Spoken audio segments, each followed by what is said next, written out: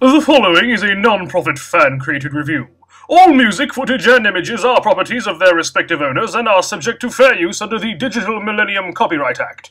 We claim no ownership of anything save the original material. Please support the official products. Viva! Viva!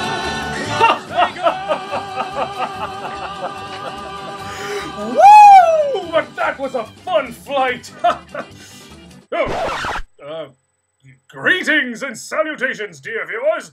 Welcome to another jaw-dropping episode of the MWAHAHAHAHAHAHA! As you can see, I was away on important demonic-type business for a time, and, well, I can see Max did a very good job holding down the fort. I should go on vacation, work trips more often! Oh, but you poor dunderheads must have been quite bored with just my feeble stand-in's lackluster humor. So, to console you all, here's a Sebek anime!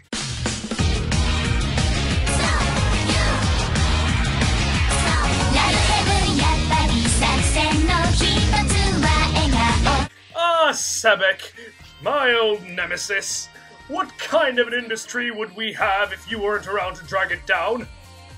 Well, probably a much better one, but hey, you provide me with such great fodder, I'm not complaining. Today's tale is called Ladies vs. Butlers. Sounds just like something Sebek would pick up, too. Based off an ongoing light novel series, this thing was written by Tsukasa Kozuki and is currently spanning 10 volumes. Distribution is handled by ASC2 MediaWorks, which runs it in its imprint Dengenki Bunko. Its 2 spin-offs include one ongoing manga series and, of direct interest to us, a 12-episode animated series which aired in 2010 and was produced by our usual gang of incompetents, Sebek. Of course, Sebek, being the immature semi-professionals they are, I was expecting something that would horrify me to my fucking core. But, oh surprise! This anime is actually not terrible. It's not art, but for something made by Sebek, it's surprisingly tolerable. A first, I must say. But why talk about it? Allow me to show you what I mean. I think I hear the bells of high society ringing, because this is the review of Ladies vs. Butlers!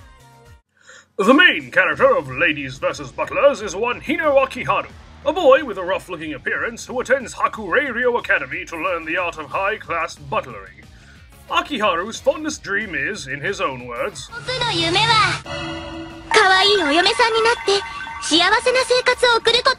oh, you poor sexually confused bastard. Anyway, Hino is, quite predictably, a nice, hard-working guy who is often the focus of suspicion due to his delinquent appearance, to the point where many students of the predominantly female academy decry him as a pervert. You might as well just change his name to Urashima while you're at it. My bad jokes aside, Hino actually makes for a good everyman, if a contrived one, and serves his purpose as a comedic foil to most of the other characters on the show. And the character whom Hino becomes the foil of so frequently on the show is Tomomi Saikyo, the daughter of a business mogul and a childhood friend of Hino's, voiced by Ayako Kawasumi. That's rare.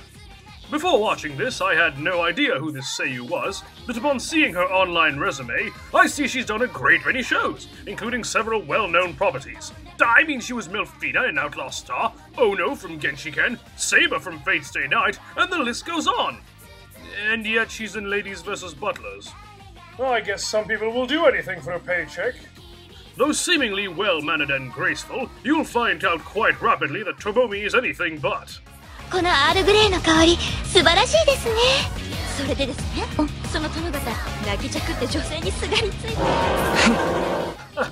It's just like looking in my high school yearbook. Tomomi's greatest pleasure in life seems to be messing with Hino and anyone else she can get her hands on, something that provides for much of the humor on the show. In fact, Hino's whole bright thing? Guess who's behind that?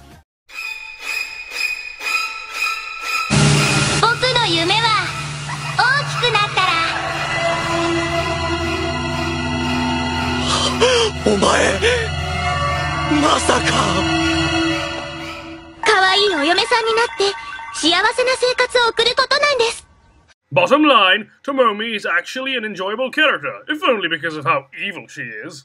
Our third and final main character is the regal Selnia Iori Flameheart, an Englishwoman studying abroad and the scion to a most noble and wealthy house. Yes, I am quite familiar with House Flameheart. They hold several business contracts with my own company. In fact, just last week... Who the hell are you? Oh, where are my manners? Forgive me. My name is Aristo the Knob. You may remember me from such unaired reviews as the Zero no Tsukaima review. Well, if it's unaired, how the hell could I have heard of you? I was asked by that other chap to help class up this drab show. Whenever something seems above the heads of your proletarian crowd, I will make it my mission to enlighten them. Well, not to sound rude or anything, but I don't speak for my stand-in's decisions, which means you have exactly 5 seconds to get the hell off my show before I rip your spine right out through you! I bought out your contract and can fire you in an instant. So, let's get back to the review, shall we? Selnia belongs to a very specific sub-archetype in anime known as the young mistress/master, or Ojo-sama as it were. Characters like her are characterized by haughtiness, impeccable upbringing, superlative academic scores, and generally behave with dignity unless provided with an antagonist. Oh yes, they share an unfortunate bloodline with the tsundere, in that they will often fall in love with the person who provokes their anger. The words crack baby come to mind. Which is fitting, because Selnia is all the things I described, right down to the awesomely improbable hairstyle, which I swear could be used to bore holes through solid rock!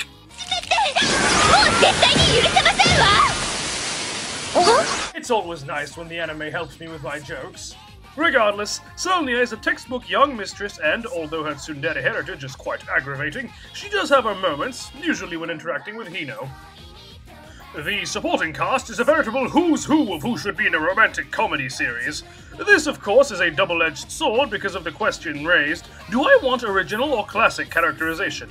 Anywho, our first subject is Kaoru Daiichi, another butler at the school and Hino's roommate. Daiichi is also from a privileged family and is very serious and diligent, becoming the worship of many girls at the school. Now this would all be well and good, except for the small, inconsequential fact that Daiichi is a woman!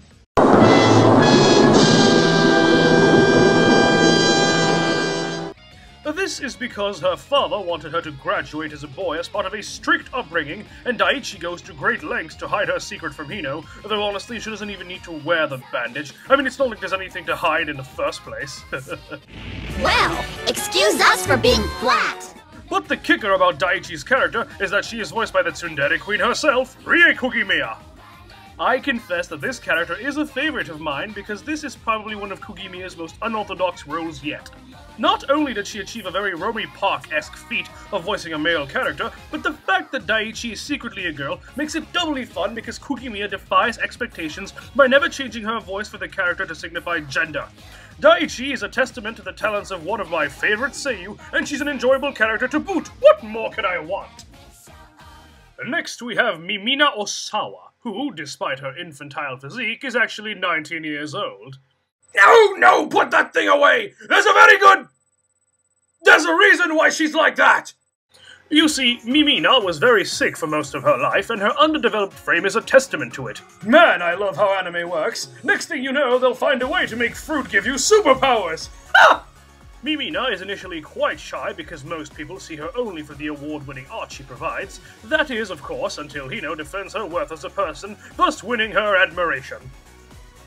Also in the student body is the...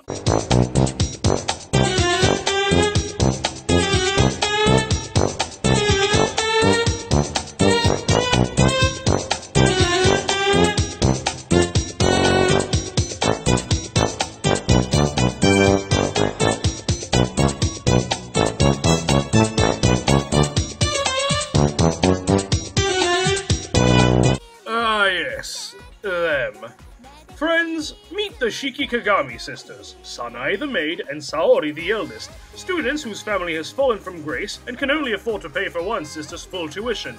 Though really, once you get a feel for both these characters, you start to question any use that education might give them. Sanae is clumsy, ditzy, and exceedingly enthusiastic. Saori is further to the moon than her sister, and has this odd habit of undressing in just about any situation. The two exist solely for the purpose of heavily fan-serviced humor, and the other characters often comment on just how similar the two are to Dumb and Dumber. Now I know this means that you should hate them and so should I, but to be honest, these two actually start to grow on you because despite all the insanity they cause, they're ultimately sweet and harmless, if a little dense. Okay, a lot dense. Like Harry and Lloyd, Sanae and Saori may be dumb as stumps, but at least they make you laugh instead of annoying you. Something Panty and Stocking should look into. Who said that? Another noble student at the academy is actually even more than that. Yes, this is Princess Pina Swarm Clan Esto, future monarch of a fictional European nation and all-around drooling otaku. Her obsession over a magical girl show and general geekiness make Pina perhaps more relatable to people like me. I mean, she's still a stereotype, but at least she isn't an overweight, socially awkward, angry guy who spends his time sitting in front of his computer and yelling at bad anime. I think I need a moment. But with so many foreign students, what's the harm in tossing two more into the mix? Meet Aise Kadim, the daughter of a powerful oil tycoon in the Middle East, and her maid/bodyguard Hediye. Aise falls in love with Hino, of course, while he walks in on her in her underwear. Odd, the reaction is usually something more along the lines of, Hmm? Oh! 誰が色気がないだって! Anyway, Aise rarely says much at all, and all the talking is done by Hediye, who is voiced by Haruka Tomatsu, a seiyuu who I'm convinced is on the way to succeeding Yu Kobayashi. なれば不祥子のエディへ全面的にご協力させていただきますとまあこういう事態ですのではあなたには愛しお嬢様と結婚していただきます You know you've got talent when you can change your portrayal in less than a second and not break the action. Hediye, though she considers Hino to be human trash, nonetheless zealously pursues him for her lady and will stop at nothing to see Aise come out on top. Rules be damned! The pair are sort of like a comedic rendition of Sebastian and Ciel from Kuroshitsuji, which makes them alright for the most part, though it's a shame that they don't get more screen time. Well, that was the supporting cast. As you can see, there's very little seen here that hasn't been seen elsewhere, but truthfully, it's okay because at least most of them are endearing enough in some way, which is more than I can say for the cast of most of the shows I watch. Oh, bite me, Gynax!